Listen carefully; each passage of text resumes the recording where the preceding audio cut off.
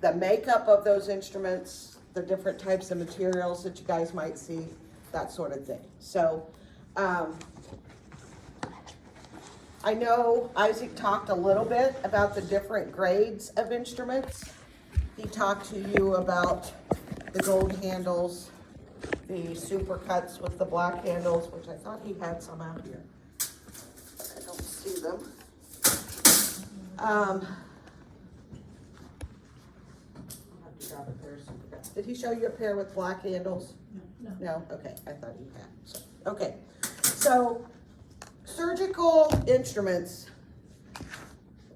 the highest level of chromium that an instrument has that makes it a premium instrument. So the higher the chromium level in the instrument, the higher the premium quality of it. Those are the type that are actually used in surgery. They're premium, okay?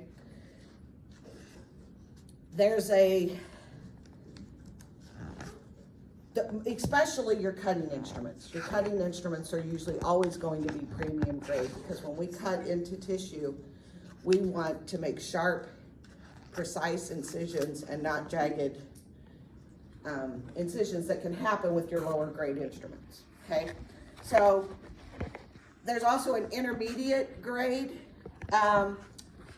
Those are used usually not for cutting, but they're used, and not if they're high impact, like if there's going to be a lot of pushing and pulling in the tissues because they bend easier, they break easier. So your premium quality instruments have a stronger chromium or a higher chromium content that's going to help them withstand not only the use, but the re-sterilization process of these instruments, okay? Because repeated use of these instruments will break them down, especially with sterilization happening sometimes to the same instrument 2 or 3 times a day, right? And so you have to think about the constant use and reuse of these instruments. Then you have what's called floor grade. Floor grade instruments, they're usually used in labs and in other biomedical health fields, okay? Usually not in the OR. The ones the nurses use on the floor in the hospital, those are floor grade. Suture scissors, hemostats, things like that. They're not surgical grade. They're not expected to be reprocessed constantly over and over again, okay? Those floor grade instruments are prone to bending, breaking, pitting. When I say pitting, does anybody know what I mean by pitting? What are you saying? Pitching. Oh, like erode? Like Yeah, they kind of start to erode. They start to get little holes and then the metal starts to corrode a little bit. So it causes what we call pitting. Excuse me, I'm still fighting this cough. And then there's disposable grade. Disposable grade are meant for one-time use only, okay? Sometimes you'll see them suture scissors and forceps in an opening pack that's just used to remove sutures one time and then they're thrown away. They're not reprocessed. The reprocessing is going to break them down so much that they're not going to be usable, okay? So those are the different types of grades. Any questions on those? Pretty simple, pretty straightforward.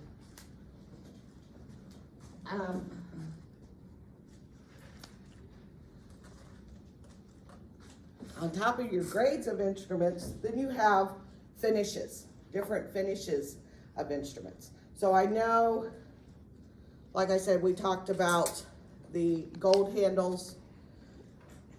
There's also laser instruments that are made of dull, okay? They are usually blackened, and so that they're dull. Why would we want to use dull instruments in laser surgery? they don't reflect the light. So it doesn't reflect the light and go into adjacent tissues. When we're using a laser, we want that laser directed only at the tissue that we're working on.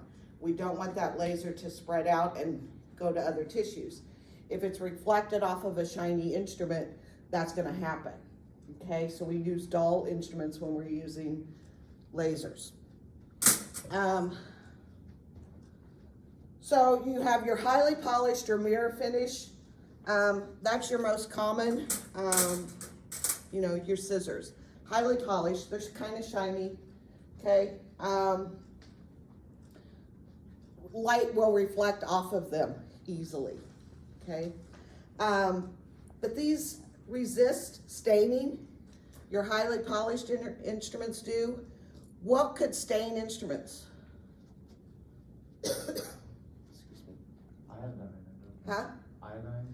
Iodine, prolonged use within iodine can actually change the color, okay? So water discolors it because it starts to get built up on it. They do provide glare. So when you're using these, things will reflect off of it. Sometimes doctors don't like that, and so they'll want duller instruments, but usually in surgery, it's not a big deal, okay? Unless it's a laser surgery, okay? Then you have your satin finish. The only one I have that's really a satin instrument is this. This is a rongeur. I know you guys haven't seen this one yet, but I'm gonna pass these around with the highly polished versus the satin finish, okay? So you'll see it's a little duller, but it's still not like black, okay? So it's still gonna reflect some, but not as much. So you can sort of see the difference in those two finishes. The satin finishes reduce glare a little bit, and they're also prone to staining, but not as much as the highly polished finish, okay?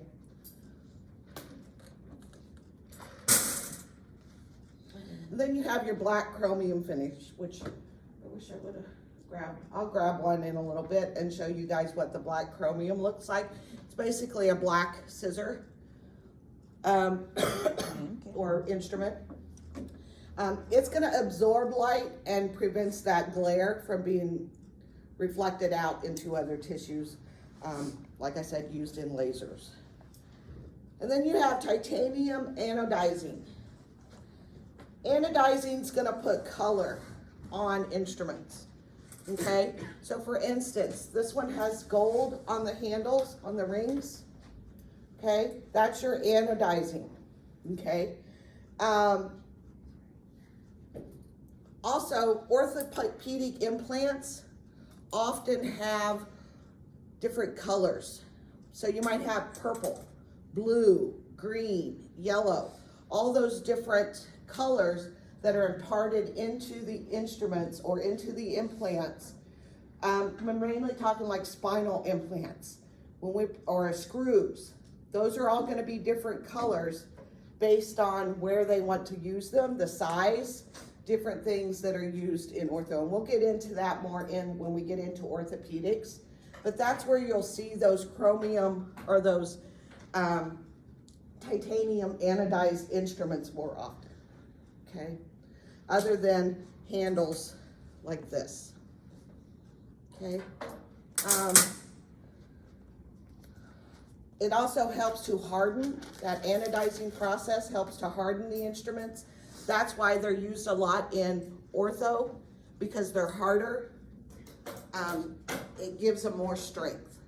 Because if we put a cage or a plate on the spine, we want it to last, right? We don't want it to deteriorate. So that's gonna help that happen. Anodizing also helps lightweight aluminum instrument trays. These trays that we use for our instruments, they have they're anodized, and so they're lighter. If they weren't, we'd have to use stainless steel that is heavy, okay? So this is an aluminum tray has an anodizing property to it so that it makes it lighter, because we really don't want heavy trays because they're heavy enough when we get all the instruments in there. I've had some instrument trays I know weigh 25 pounds. And when you're standing there holding it out in front of you, waiting for someone to verify their wrapper that it came in, it can get really heavy to hold for that long, especially if they're busy, they're in the middle of putting a catheter in the patient when you need them to check it, and you're like, okay. And you can't put this on your table, otherwise, if there's a contamination, it can contaminate your whole back table. So they want these light, they want them to be light, so they can use that anodizing to on the aluminum pans. Everybody see these? Everybody see the difference between the two? Yes. Gold tip. Gold tip instruments. We talked about this gold tip, right? What do we use to get this gold tip? This gold edge? Anodizing, okay. But why? One of the reasons that these are gold tip is to indicate that they have tungsten inserts in them, okay? These tungsten inserts can get dull, they can come loose, and they're hard to see, but they're actually inserted into the tips of these instruments. But these gold handles indicate that this is a tungsten carbide needle driver. One of the reasons we use those inserts, tungsten carbides, is because when we're suturing, we want that suture needle to stay where we put it. And so the inserts help to grasp and hold on to those needles. So I'm gonna pass these around. I want you to look at the tips so that you can see that insert that's in there, okay?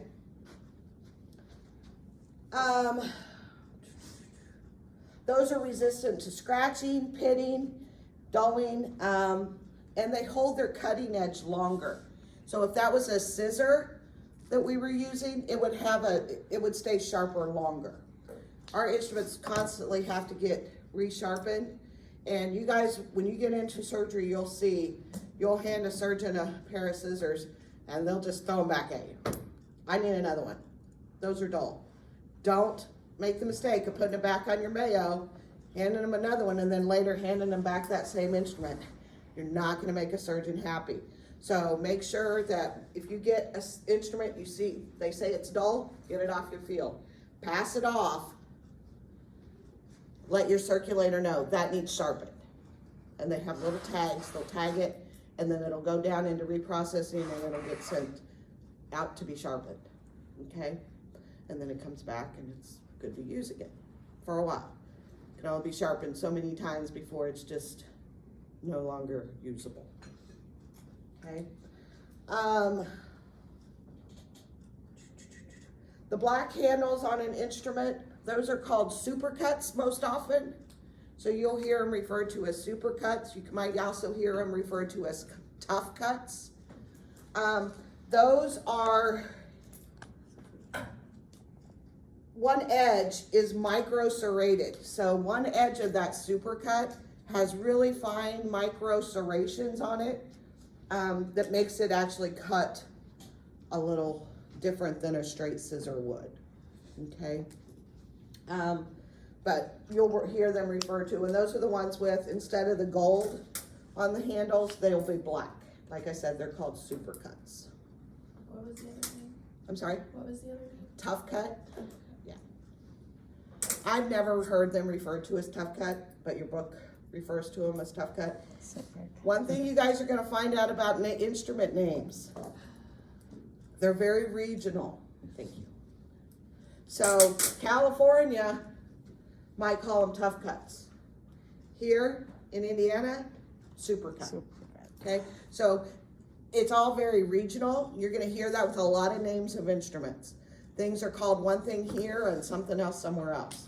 So if you're a traveler, sometimes it's hard to know what instrument they're asking for when you're used to it being called supercut. They ask for a tough cut, you're like, what's a tough cut? So this is where we as techs have to be a little flexible. That, you know, we're kind of technical in that, okay, well, what's the correct answer, right? This is what it's called. Well, why does this person call this same instrument this? Are they wrong? No. No. There's not, it's gray. There's that gray area. It's not always black and white in what an instrument's called, okay? So be flexible. If you have a surgeon who's relocated from a different region of the country. They may call something you're used to hearing called one thing, call it something else. So our job is to figure out what that is. And if you don't know, you ask. And sometimes you can kind of figure out what it is. I'm trying to think of a good example of that. I can't.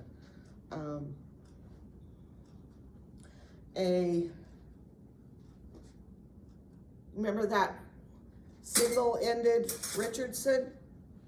Sometimes it's called an appendiceal. Sometimes it's called a single-ended Richardson. So you're going to hear it and hear people call different instruments the same way. Okay?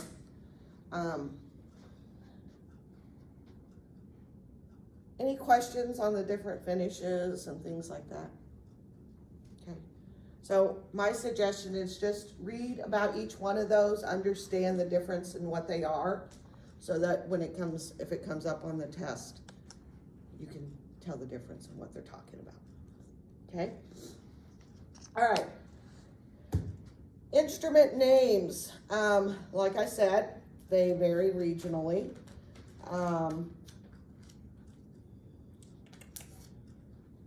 One of the main things you're going to find are instruments that are named after physicians. You have DeBakey's, which, yeah, so no, it's a small DeBakey, but here's a DeBakey.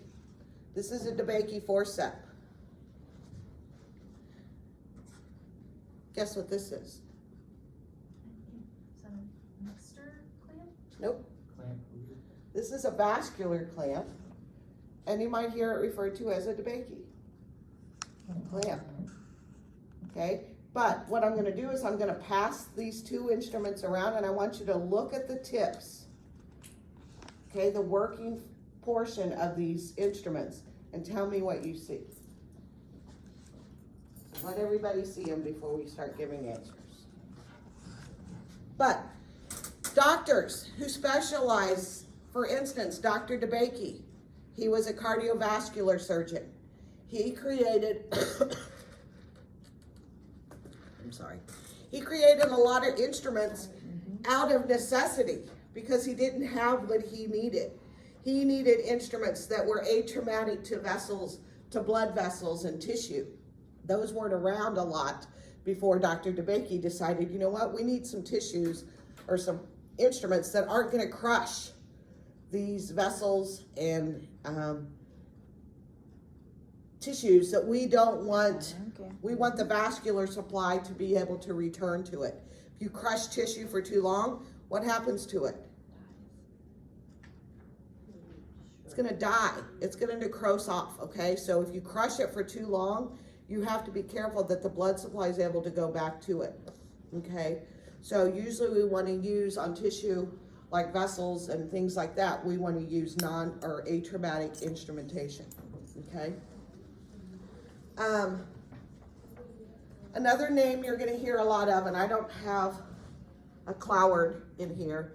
Dr. Cloward did a lot of neurospine instrumentation to create retractor systems and instruments that could be used in spine. So you're going to have retractor clamps, you're going to have, or Cloward clamps, you're going to have Cloward retractors, different things. So don't get hung up on that name is what I'm trying to get at. Cloward, DeBakey,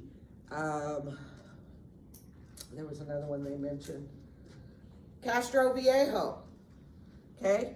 Castro Viejo, micro instruments. Dr. Castro Viejo was an eye doctor. Created instruments small enough to be used in the eye and used a lot. These are two different types of Castro Viejo. When you click them, they hold shut and you have to actually loosen them. Excuse me. So you have to actually click them shut and then learn how to open them with one hand, okay? But here's two different instruments. Here is and this one, there we go. This one's a needle driver, and this one is a scissor. Okay, so I'm gonna pass these two different Castros around. And Castros are what you're gonna hear them refer to. They're usually not gonna say, can I have a Castro Viejo? They're gonna say, can I have a Castro? And that's what they're referring to, okay? So don't get stuck on names, I guess is what the focus of that is. Because you're gonna hear DeBakey's. You have to, during a procedure, think about what are they doing? What tissue are they wanting to use the instrument they're asking for on? So our brains have to react quickly. If they have a scissor in one hand and they ask for, sorry,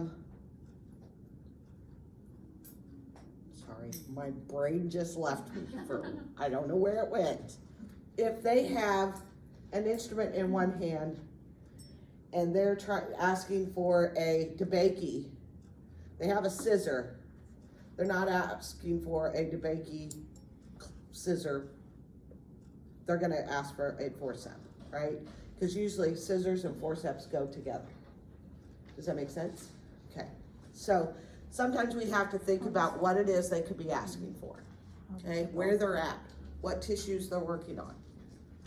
Okay. Questions about names? Okay, so take anything from it, don't get stuck on they all have one name. What did Isaac tell you to call this one? A Ferris Smith. Or a Big Joe. Big Joe. Right? Big Joe, that's what most of them refer to it as. Somebody say, let me have a Ferris Smith. Some of them will say, let me have a Bueller. Okay, Ferris, Bueller, Very good. I Bueller, was waiting for that one. Bueller, you know, so, depends on your surgeon. But if they ask for a Bueller, you're gonna give them a Ferris Smith. Okay, if they ask for Big Joe, you're gonna give them a Ferris Smith. Because the technical name for this instrument is a Ferris Smith. Big Joe, kind of universal. Called that pretty much everywhere, okay? But it is technically a Ferris Smith forceps. I have a question. Yes? On the test, is it okay for us to put Big No, Joe? Or No. So you could put Ferris Smith / Big Joe, but you have to know that it's a Ferris Smith. Does that make sense? Thank Okay? you. You can put both and let me know that you know both, which is great. But you don't have to put both, but you have to put Ferris Smith Ferris. because that's the real name for that instrument. Okay? Thank you. Welcome. Can you So, go over these- let's, Can you go over these names again? What were these? those were Castro Viejos, Both of them? both of them. One's a needle driver or a needle holder, and one is a scissor. Okay, thank you. You're welcome. So what were the difference? Or what was similar about these instruments? The teeth. The serrations, right? The serrations, you notice, have a indentation or a line through them. That's for so that it's less traumatic on the vessel, okay? These are atraumatic, both of these. So they're not gonna crush tissue as much as a straight or smooth hemostat if we were using this clamp versus this clamp, okay? This clamp has the serrations, but it doesn't have that line in the middle that helps disperse the pressure on that tissue, okay? That's what those DeBakey's do, okay? It makes them atraumatic versus traumatic, okay? Good.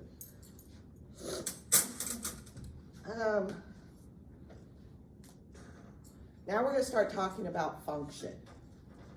Instruments have functions, okay? There's categories of the different functions. So, we're gonna use this, let's play on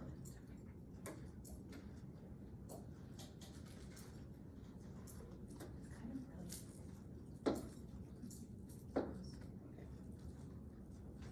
All right, so we're talking functions. Somebody give me a function of an instrument. Viewing. What? Viewing. Viewing. Viewing.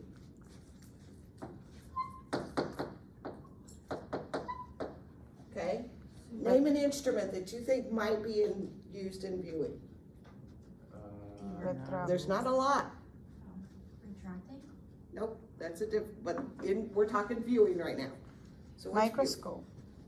A microscope. Okay.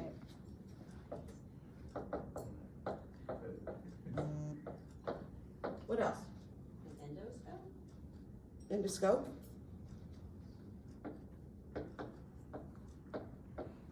What do you call that thing? What else? And then they put it on the anus. I know, but I don't know the name of it. Speculum. Thank you.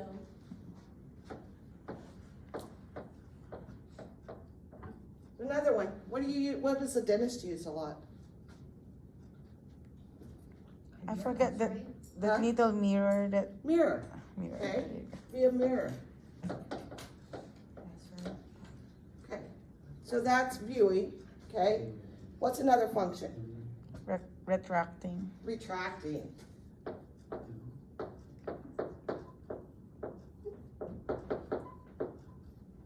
What do we mean by retracting? Huh? Retractors. Okay. Well, what are they doing? It expose. They're holding, they're exposing, okay? So there's lots of different retractors, okay? So I know you guys saw a few. What was this retractor? Deep. A deaver, okay? This deaver retractor, what do you think it might be used for? Ortho. Or no. Ortho, abdominal. Usually any type of abdominal surgeries, you're gonna use a deaver, okay? Let's see.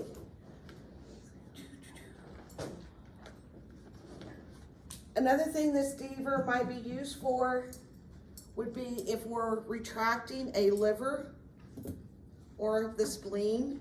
And one of the reasons we would want to use this wider retractor is so that it doesn't cause as much trauma to that organ. Those are very friable organs. Does anybody know what the word friable means? Fragile. Huh? Fragile. Fragile.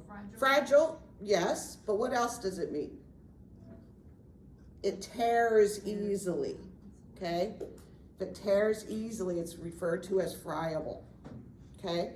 So this helps to spread out the trauma to that liver or spleen or anything else that we're holding back. So they have a function, not just the shape and size, but all of that works for a purpose, okay? So that's your deaver. What was this one? Malleable. Or ribbon. Is this the one he showed you guys? Okay, so a malleable. They should be more flat like this to start. If you get a malleable like this in your set, send it back, okay? Because this isn't what you want.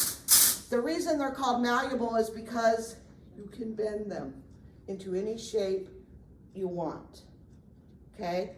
So we can make that work around different tissues to hold back different things. Malleable. But when you guys are done with these, try and straighten them back out before you send them down to be reprocessed, okay? Are there a bigger size? Yes, there's all different sizes. This is probably a larger one. There are some that are a little wider, but then they go down to being very tiny and being able to be small. So as throughout the program, you guys will see different sizes of these, but they're all the same function, okay? So that's a malleable retractor. What was this one? Army Navy. An Army Navy. Has two ends. One shorter than the other one, right? What's the function of those? Which one do you think, if you're going into the abdomen, which end are you going to use first? The shorter one. Okay? Because you're going to start short and then you're going to go deeper. The deeper you get, the longer you need retraction, right? So the short and the long end of that instrument depends on which way or how deep they are. So if a surgeon asks you for an Army Navy, they've already gotten kind of down in through the skin, the fascia, they're going down. They might want, when you hand it to them, you're going to hand it to them so that they can use the larger end first. But if they're just starting, you're gonna hand it so that they use the shorter end. So that's where we have to think all the time about what it is they're needing and what they are asking for. Okay, same with the Richardson. Again, shorter, longer. Okay, same thing as it gets deeper and deeper. Here's a single. Here's that single-ended Richardson that I talked about, is also called an appendiceal sometimes. Okay, so that one. We don't have a large rich. Yes, we do. So here's a small Richardson retractor. Okay, that's what on your test. These are Richardson retractors, double-ended. Okay, they have two ends. Again, a shorter and a longer end. Richardson retractors. They're used to retract tissue. Okay. Another retractor that you guys didn't see the other day is this one. This is called a Harrington retractor. Most commonly referred to as a sweetheart retractor. So when they ask for this, most often they don't ask for a Harrington, they ask for a sweetheart. Because this end is shaped like a heart. Everybody see it? Okay. Sweetheart retractor, but it's called a Harrington. Other retractors, this one. This kind of looks like what? If it was like this, what would it look like? Wheat laner. A wheat laner, but it's not a wheat laner. Because this one, the tips bend to a 90-degree angle. Okay, this is called a Bennett retractor. Okay, it is what? Because it has this ratchet on it. Self-retaining retractor. Those others that I've showed you up to this point have been what? What kind of retractors are these? Brass. Nope. What am I doing? I'm holding it. I'm holding it with what? Your hand. These are handheld retractors. These are manual retractors. These are retractors that have to manually be held in place. So sometimes it's us holding this in place while we're still passing instruments, okay? So we're working from our Mayo or our back table, and we're still holding this retractor in place. Usually, they try and have someone who's not occupied with other things hold a retractor, but it does happen, okay? Handheld. Self-retaining. Self-retaining, because once you place it in the tissue and you open it into place, it can be left and it's going to stay holding that. Self-retaining. Okay? Self-retaining, manual, handheld. Okay? This one, another type of retractor, used a lot in spine. This one's called a Meyerding. Okay? You notice it's got one wide blade and one small blade. So if you open up, you see this is a smaller blade. Note the teeth are sharp on both sides. This is a Meyerding, and it's going to be used to retract the tissue off of the spine. Do they have dull ones or is it always sharp? I've never seen a dull. Okay. Are you Okay. saying Meyer? Meyerding. M-Y-E-R-D-I-N-G. Meyerding. Another one looks like a wheat laner, right? But what's different? The curve. It has a curve to it. This is called a cerebellar retractor. Okay? Cerebellar. Used a lot in ortho as well, and spine.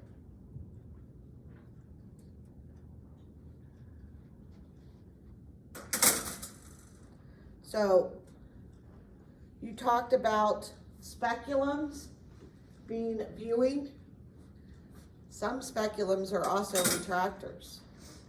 So, a lot of us ladies are familiar with this one, maybe not all of you. But this is a vaginal retractor. But it's also a speculum because it allows them to view into the vagina. Okay, so this gets put in and hung. Yeah, it's a little brutal sometimes. So what it does is it goes in and it retracts the walls of the vagina back out of the way to allow for viewing. So we can actually see into the vagina, to the cervix, different areas. Okay, so this is called an Avard weighted speculum. And when I say weighted, it's not real comfortable, but most of our patients who have that are asleep. Okay? But it is very heavy. Just imagine that hanging. She's like, oh my gosh. All right. And then you guys talked about this retractor. What is this one? Volkmann rake retractor. Okay? On the test, I want Volkmann. Okay? Because I need you to know that these are called Volkmanns. We don't have to put rake with it. Volkmann rake. Yeah. You can, yes, Volkmann rake retractor. The reason I require that is because on your national certification test, if this one shows up, it's not just gonna be called a rake retractor, they're probably just gonna say a Volkmann. You need to know that the Volkmann is the rake. Okay? And then this one? Sen, S-E-N-N, Sen retractor. Okay. What kind of retractors are these? Handheld. Handheld retractors, okay? So, retracting, what other kind of functions do we have? Grasping or hiding. Grasping.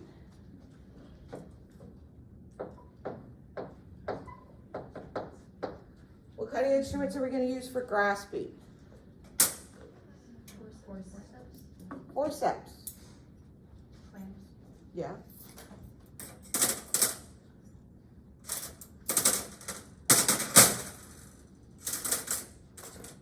So,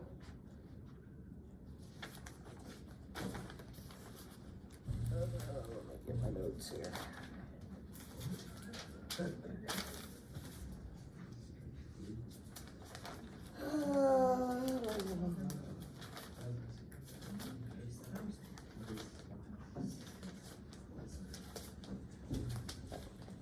Alright, so grasping. We're gonna grab onto something, right? We're gonna grab tissue. Grab tissue and grasp it, right? Okay.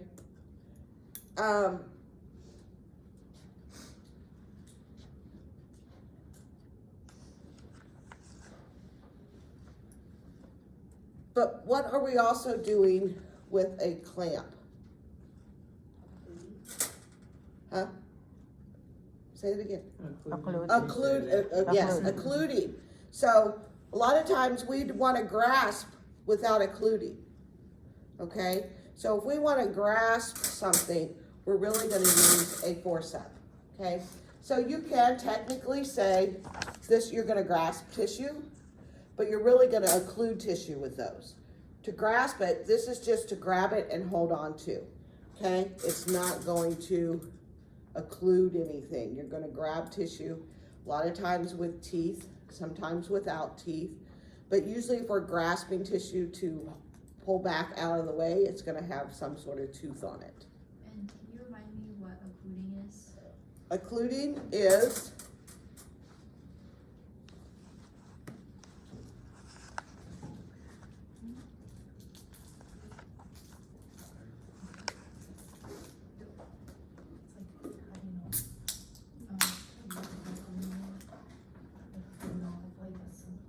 say this is a blood vessel running through the body and we want to occlude it and stop the blood flow.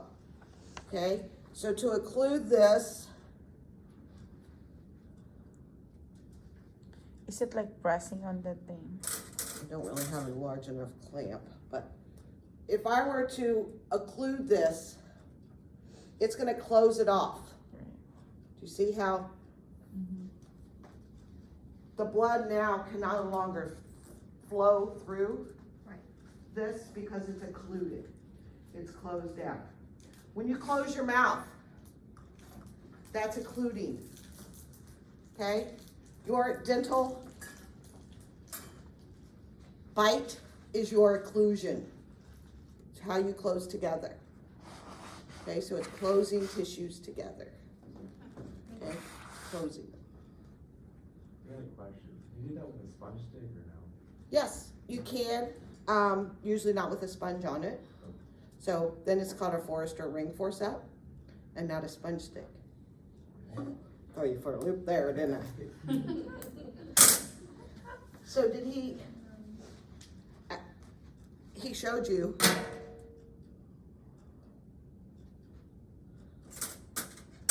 the sponge stick, right? Yeah. I was like, where it is? Okay, so you have a sponge stick. Right now, this is not a sponge stick. Right now, this is a Forrester ring forceps. Okay, it's got the rings, the end. If it's used on tissue directly, it's a Forrester ring forceps. If you put a sponge on the end of it, it becomes a sponge stick. Okay? Make sure you know that. If a surgeon asks for a Forrester, they want it without a sponge. If they ask for a sponge stick, they want it with a sponge on it. Okay? And that one's a little curved, This one is curved. They are straight. There are straight ones. but, okay, so it's still considered a, Yep, this is just a curved Forrester ring forceps. okay. Okay? And when we say ringed forceps, it's not because of these rings at the bottom, it's because of this ring up here. Okay? Forrester ringed forceps. Okay. So grasping, all different types of forceps, right? You guys learned about, what are these? Can you tell from there? As Adson. These happen to be without teeth. These are Adsons with teeth. We have a rat tooth forceps. It's got the little rat tooth. And that's what they refer to them as, rat tooth. We've got our Russian forceps. Okay? The Russian forceps has the little, I always like to think of it as, it looks like an egg. The tip of it looks like an egg. If you look at the tip, it's shaped like an egg. Russian, okay? Did he show you these? He didn't show you these? I didn't think so. So these are forceps, but these are our bayonet forceps. They're called bayonet because they look like the old bayonets they used to use. Picture Civil War where they stab the people with the knife on the bayonet, right? Bayonet. But they have a curvature to them. When we pass these to a surgeon, you're always going to pass them with the legs up, okay? Legs up. So when we say that, we mean you're going to pass it so that the legs are going up, not down. Does that make sense? And they're doing that because this is going to go over tissue. If it's the other way, do you see what happens? They're not where they want them to be. But if you put them this way, the function happens, okay?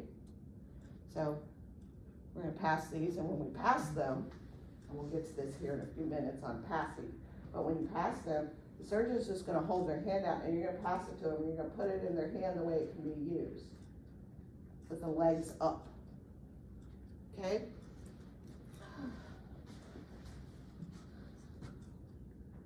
Any other grasping instruments?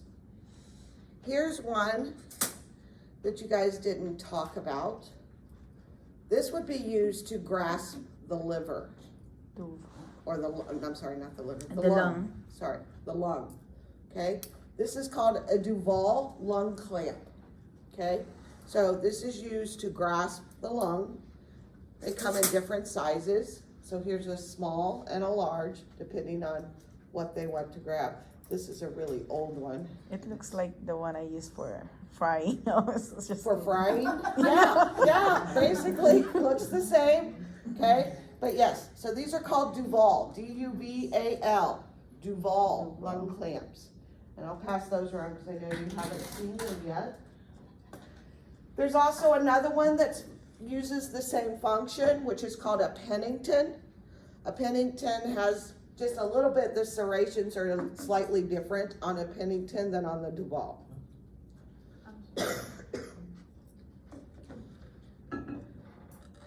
There you go. All right. So what's another function? We got reviewing, we got retracting, cutting. There we go. My magnet stuck to my instruments. Now these are magnetized. So cutting, and I'm gonna start a new one over here for cutting. Someone name me a cutting instrument. Seesaw. What? Seesaw. Scissors. Scissors. Scissor. Scissor, yes. What kind of scissors? Name me a scissor. Yeah. Huh? She already said it. Right. Mayo, okay. So scissors.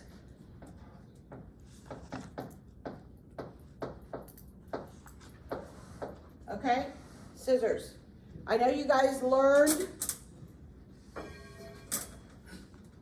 Medicine bone. I know you guys learned several scissors, but I'm gonna show you some more. Okay, so what was this one? Straight Mayo scissors, okay? Mayo, again, another doctor that was prominent in a lot of general surgery, okay? And so Mayo scissors. What are straight Mayos used for? Anybody know what we use straight Mayos for? Sutures. Say it louder. Sutures. Sutures. These are to cut suture, not tissue. Okay, these are to cut tissue or suture. Okay, not tissue. What about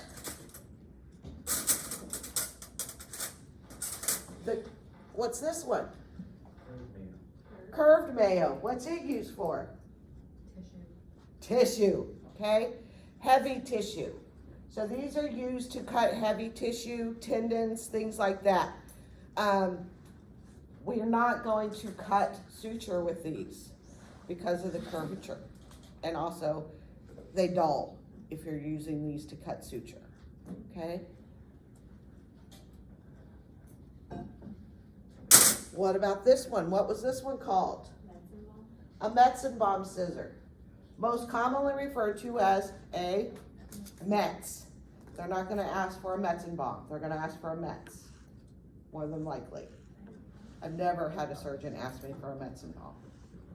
There's a Metz, okay? So these are the long, thin. These are used not only for cutting. These can be used for cutting, but they're most often used for blunt dissection. What do I mean by blunt dissection? Anybody know? Pushing the tissue to kind of spread it apart. Yes. So we're gonna easily separate the tissue in planes.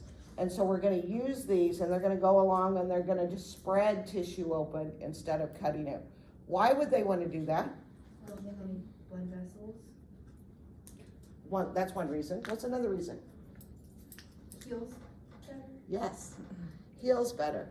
If we let it separate on its own without actually causing trauma by cutting, it's gonna heal quicker. What's that mean for the patient? Faster healing, what else? Less traumatic. Less traumatic, yeah. What else? Less bleeding, Could be less bleeding. maybe. Infection. Not, No scar not, or less of a scar? yes, less scarring. It's gonna heal together much better if it spreads on its own and heals back on its own versus if you actually cut it and cause trauma to that tissue. Okay? All right, so those are Mets. You guys learned those. Did you learn this one? I didn't think so. This one is called a Dean's scissor. Okay? One way to remember this, and you guys are probably all too young. Anybody know about James Dean? Yes. How'd James Dean die? Car. Car accident, going around a curve. Okay? James Dean scissors are curved. They're just Dean's scissors, they're not James Dean scissors. They're Dean's scissors, but one way to remember them is they're curved. Not only is the handle curved, but the tip curves up as well. Okay, so I'll pass those around since you haven't seen them. So those are Dean. What are these? Dean's. Huh? What are they used for? They're used a lot in peripheral vascular procedures. So doing a lot of, artery work and things like that. Used a lot in plastics as well. Another one that looks kind of similar, the tip does, to a Dean's is this one. Potts. Did he show you this one? I saw it in the book. Okay, so this is a Potts. Difference between a Potts and a Dean's. The Dean's has that curve to the handle. Sharp. Potts do not. And the Potts is more of a 45-degree angle. These, I guess they're pretty much the same angle, this one, but this one can also be much smaller. You can also have a much smaller Potts than this one. Potts are used a lot to, like the one in your book is a smaller tipped Potts. Those are used a lot to make incisions into an artery. Anybody know what an incision into an artery is called? Go back to med term. Arteriotomy. We're making a hole into the artery, okay? So they're gonna use those a lot to do the arteriotomies, okay?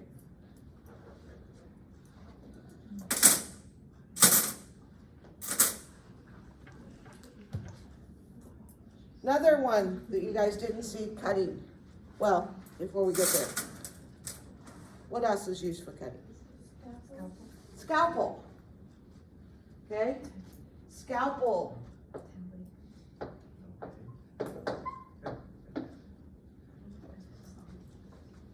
A scalpel. We have lots of different kinds of scalpels. In the OR, a lot of times they're going to refer to it as a knife, okay? So it's going to be a knife, but we don't want to say knife in front of a live patient or an awake patient, not alive, an awake patient, okay? Why do we not want to say knife in front of an awake patient? Scares them. Automatically raises blood pressure, raises anxiety. They think, oh my gosh, they're going to cut me with a knife, right? Yeah, we are. But if we say scalpel, it doesn't have that same reaction, okay, that knife does, okay? So when they're awake, they're referred to often as scalpels. Most often when they are asleep, the surgeon will say knife, and that's when you're gonna pass them the knife, okay? You guys learned all the different ones, right? What is this one? Number 3. I had to make sure it was covered. Yes, a number 3, okay? And you're gonna know that because it's got a 3 underneath here, okay, that's hidden. Or the size of the tip. Huh? The handle. Exactly, or look at the size of the tip. That's really what makes it important, okay, is the size. So what is this one? 4. A 4. Notice the tip, much larger on the 4 than on the 3, right? And the reason being, and you'll see this here in a minute when I show you blades. The blades are only going to fit on certain handles based on the opening in the blade. Okay, so what was this one? 7. The 7 has the same tip as the 3. Okay, so the same blades that fit on the 3 are going to fit on the 7. Okay? So are those used on different surgeries? Yes, different surgeries, different areas, different things. And you'll get into that. The most common is the 3. Okay, for skin, to make the initial incision, a lot of times, depending on how large the incision is, this one's gonna take a 20 blade. They don't use them that often. Most often, common is the 3, and they might use a 10 blade on it, okay? And then this one, a 3 long. It's still got the 3 tip, right? So that's why I said don't get stuck on the handle part of it. Look at the tip. that'll tell you the number. The smaller it is, the 3, the 7, same size tip. 4 is thicker, larger. Hello, how are you? Good. Good. Today's the last day for financial aid at the bookstore. So if you wanna spend your money, spend it at the bookstore today. Do they have AST books? Can you order them and just pay for them ahead of time? It's still unavailable. Oh, that's not good. I know. You can't find it anywhere, even on Amazon. Didn't you say that they might be coming out with I'm thinking they're coming Yeah. out with a new version. But usually you can still find the old Say, ones. usually you can find 1,000, older. like Yeah. 1,500 Yeah. for the So, bookstore. did you grab Can one of be my used it old for anything. AST versions that were laying out here? Like, Did you Like get one to laptops. write in? There's some over here. Snag it, have it. Actually, no, these are fullers. Yeah, those are the ones that she brought in. Okay. Yeah, those are fullers. How do you, how to do it? Sorry to interrupt, I just, you're I've got another meeting coming and I just didn't want. What about our scrubs? Do we know anything about that? No, but If you ordered them, you spent your money. Okay. Will it be And removed what? from our? That was just, you just pop it back in. Yeah, I heard scrubs. And he says they're When still are they not in, going he's to following send up it today, to- but if you've already ordered them and paid for them, then